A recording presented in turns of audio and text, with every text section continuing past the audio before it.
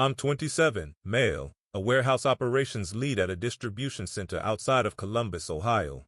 I manage inventory flow, I oversee a shift of 14 people, and I get paid just enough to feel like the work is worth it and not quite enough to stop thinking about whether it is. I drive a used F-150, I rent a 2-bedroom house with a roommate, and until the night I'm about to describe, my biggest problem was a busted water heater and a fantasy football league I was losing badly. I'm not the kind of guy things happen to. That's not false modesty, it's just accurate. My life moves in a predictable, manageable rhythm, and I've always preferred it that way. I go out on weekends, I stay close with a tight group of friends, and I don't create drama or invite it. It came for me anyway. It was a Friday in January. One of those Ohio winter nights where the cold is less of a temperature and more of a presence, the kind that gets into your coat and stays. My roommate had organized a group outing. 6 of us, including 2 guys I'd known since high school and their respective girlfriends, plus one of my coworkers who'd been folded into the group over the past year. We were going to a bar in the Short North neighborhood, about 20 minutes from our house, the kind of place with exposed brick and overpriced drinks and enough noise that you have to lean close to hear anyone. We Ubered there. Standard Friday arrangement, nobody drives, everyone gets home safe, split the cost. The plan was loose. Drinks, maybe food, see how the night goes. The night went fine for about 3 hours. Here's where I need to introduce 2 people because this story only makes sense with both of them in the frame. The first is my coworker. We'd worked together for 2 years, moved from professional to genuinely friendly over that time. Solid guy, I thought. Easy to be around, funny, the kind of person who makes a group feel looser. He'd been the one who pushed hardest for tonight, sent the group chat message on Tuesday, confirmed everyone twice, organized the reservation. I thought nothing of it. He liked going out. So did I. The second is a woman I'd been seeing for about 6 weeks. Nothing formal. We hadn't defined it, hadn't had the conversation. But we'd been on 5 or 6 dates, the texting was consistent, and I liked her. I'd mentioned her to my roommate. I was paying attention to whether it was turning into something. She wasn't there that night. She'd had a family thing, her sister's birthday dinner. She'd texted me at 9 p.m. to say it was running long and she hoped I was having fun. I texted back that I was. That I'd talk to her tomorrow. At 11:30 p.m., I went to the bar's bathroom. Standard break in the evening, nothing remarkable. I was in there maybe 3 minutes. When I came back out into the narrow hallway leading back to the main floor, a woman I didn't know was standing against the wall. She was maybe my age, dressed like she'd come from the same kind of night out, and she wasn't on her phone or waiting for anyone visible. She was just there, and when I came level with her, she put a hand briefly on my arm and said, very quietly, close enough that I could hear her clearly over the bar noise, "Don't get in the car." I stopped. "What?" She glanced toward the main floor. "Quick," directed, and then back at me. "The guy you came with, don't get in the car with him tonight." I stared at her. "Which guy?" But she was already moving. Back into the crowd, absorbed into the noise and the bodies within seconds. I stood in that hallway and looked at the space where she'd been and processed what had just happened. "Don't get in the car with him tonight." She'd said the guy I came with. Not a guy. The guy. Specific. Directed. She knew something about someone in my group, or she knew something about someone who knew someone, and whatever it was, she'd chosen a hallway in 10 seconds to pass it along. I went back to the table. I looked at my coworker.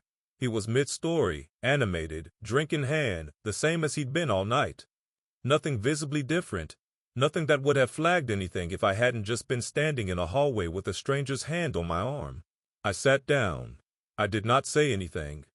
I ordered a water, and I started paying a different kind of attention. The thing about being told something alarming in a noisy bar hallway is that you can't just process it and move on. It lodges. It changes the filter through which you're watching everything. I watched my coworker for the next 45 minutes. His phone came out more than it had earlier in the night. 3 times in the first 20 minutes, he stepped slightly away from the group. Not dramatically, just enough. Glanced at the screen, typed something, put it away. The conversations were seamless. No one else noticed. At 12:15 a.m., he leaned over and said we should think about heading out. Nobody disagreed. It had been a long night, good but long, and the energy was winding down naturally. He offered to call the cars. He'd done it on the way there, too. Again, nothing that would have registered without the context I was now carrying. "I'll grab my own ride," I said. He looked at me. Just a half second. "You sure? We're all going the same direction." "Yeah, I'm good. I want to stop somewhere on the way." "Where?" "Late night place. I'll figure it out." I kept my voice easy. No indication that anything was different. He shrugged. "Suit yourself." 2 cars got called. My coworker went in the first one with my roommate and one of the couples. The second couple waited for their own car.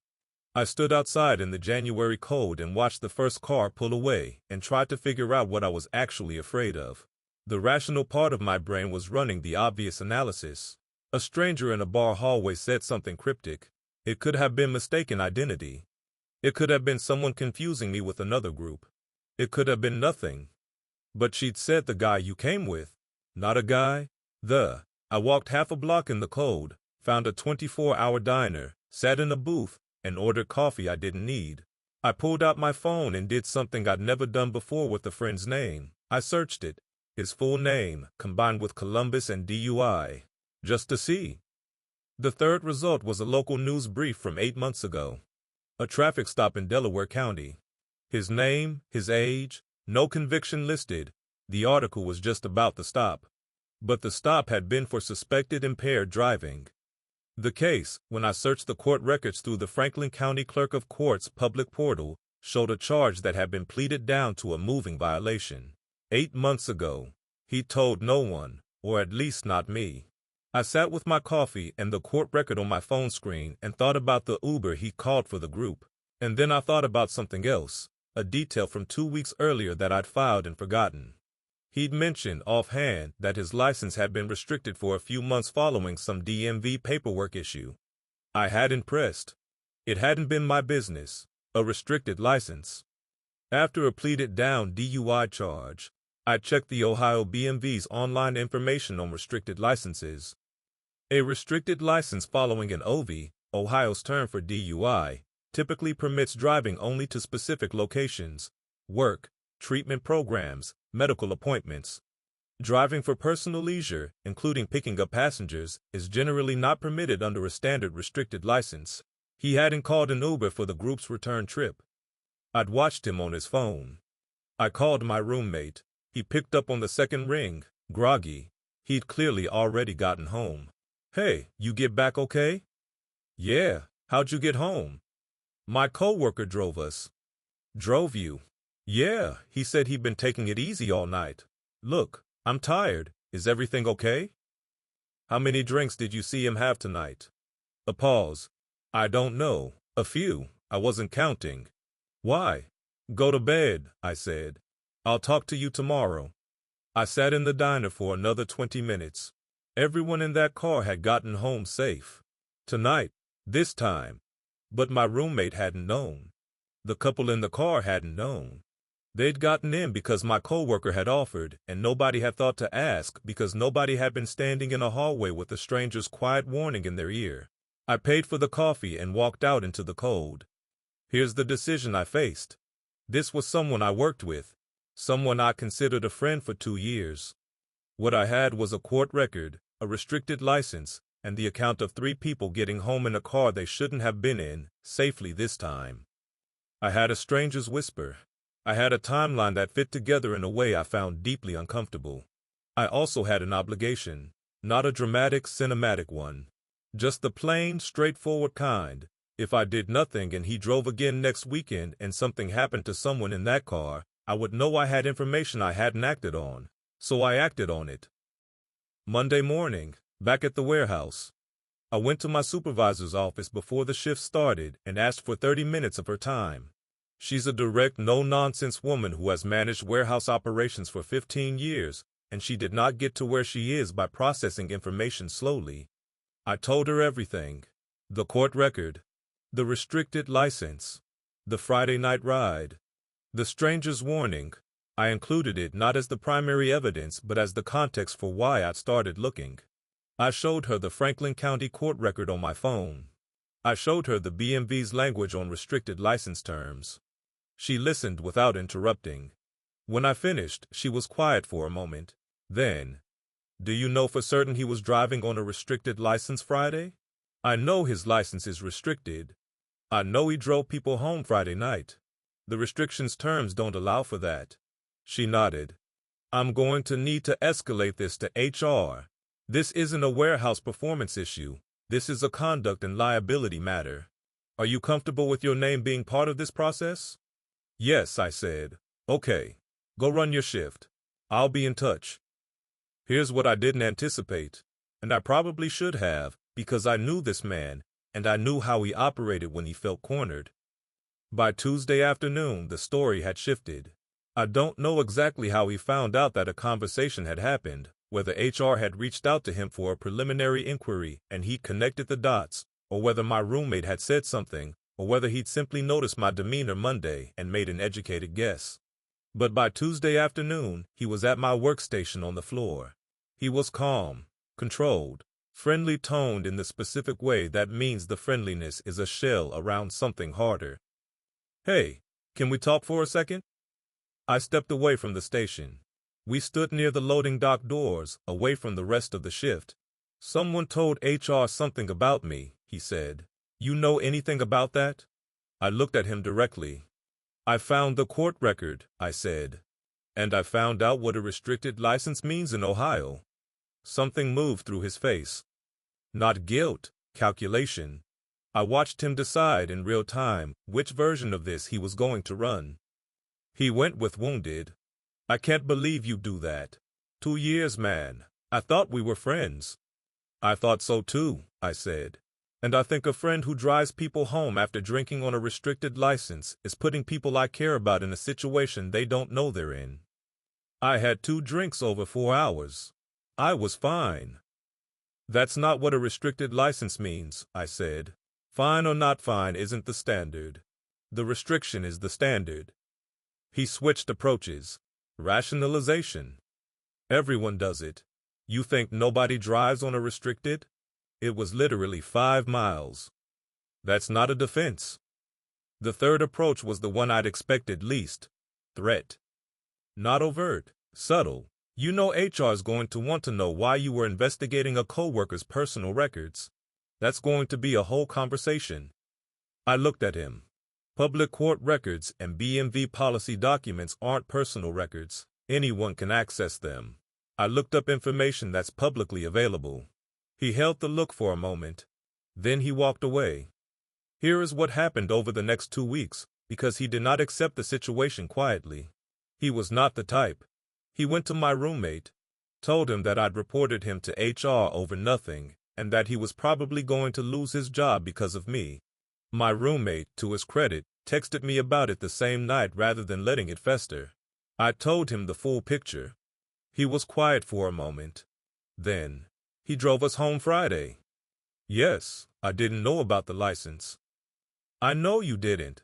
My roommate did not take my coworker's side after that. He also went to the couple who'd been in the car that night. Tried to frame it as a misunderstanding, tried to get them to say nothing had happened, implying that if they stayed quiet, the whole thing would go away. The woman of the couple had a baby at home.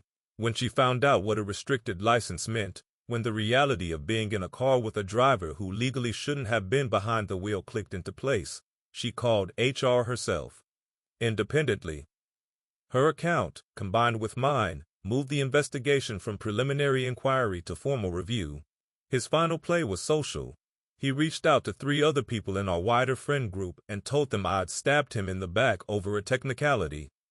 He described me as someone who'd been looking for a reason to take him down. 2 of those people texted me some version of, "What happened?" I explained plainly what had happened. One of them said, "Oh." The other said, "I didn't know any of that."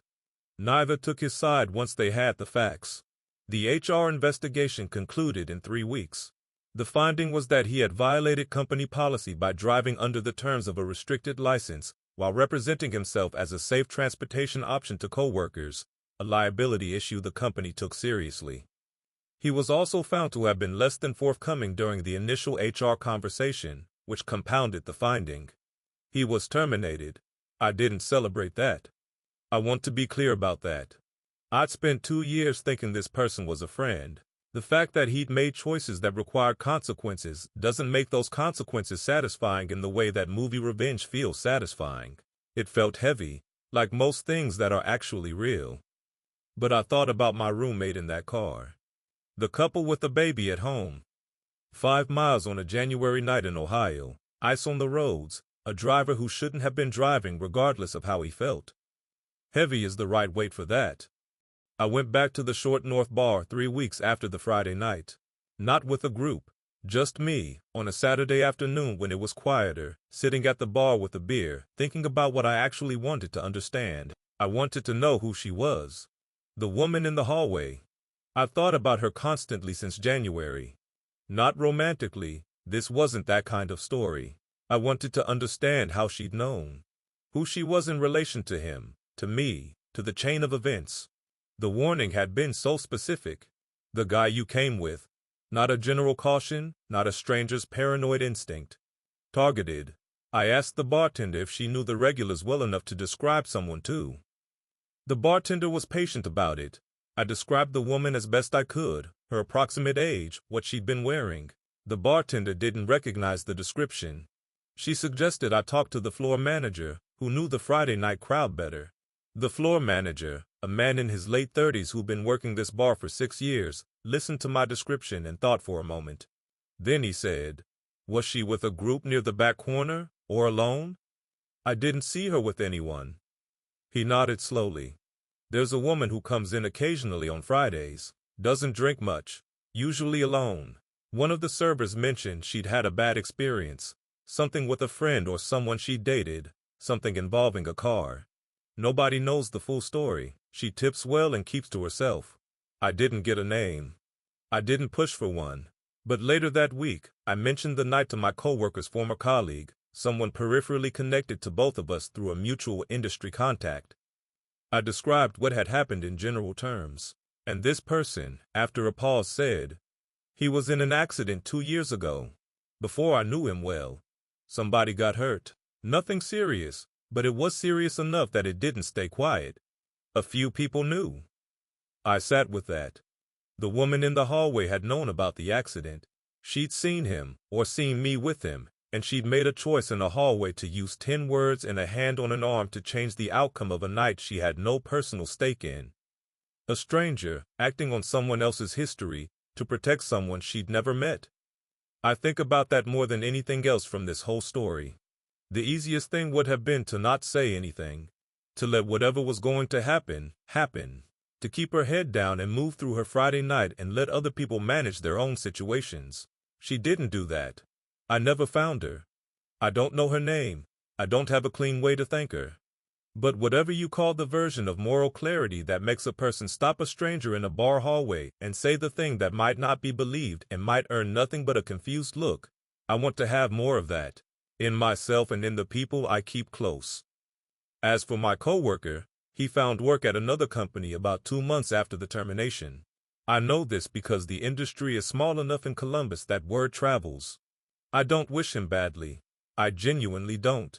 I wish him the version of himself that makes better choices, that tells people the truth about his situation instead of hiding it and hoping nothing goes wrong. The woman I'd been seeing, 6 weeks in, still undefined, found out about the night eventually. Not in a dramatic way. I told her on our 7th date because it had been sitting in me for weeks, and I'm not good at carrying things I haven't said out loud. She listened to the whole story, the whisper and the court records and the HR process and the guys terminated and the woman I never found to thank. When I finished, she was quiet for a moment. Then she said, "You didn't just look out for yourself." "No," I said. "That's not nothing," she said. "We're still together. We made it official about 3 weeks after that dinner. She's good. She's actually good. The kind of good that you can only verify over time and honesty, and I've been running both of those tests. My roommate and I have talked about the Friday night a few times since. Not obsessively, but in the honest way that two people process something that could have gone differently. He told me once, during one of those conversations, that it scared him more in retrospect than it had at the time. That's usually how it works. The danger is only fully visible once it's past. I walk through the short north sometimes on weekends. I'm aware, in a way I wasn't before, of the specific texture of Friday nights, the decisions people make, the things they don't say, the 10-second windows where one person can change the direction of a night for someone they've never met. The whisper was about a car. But what it actually was someone deciding that the inconvenient, uncertain, possibly ignored action was worth taking anyway. That's a lesson I'm carrying with me for a long time. If this story had you reading in the dark, slightly afraid to stop, you already know exactly what to do. Subscribe, hit like, and drop "I didn't get in the car" in the comments below. Because on this channel, we listen to the whispers, we pull the public records, and we make sure the people we care about get home safe. You're in the right place, and trust me, you do not want to miss what we've got coming next.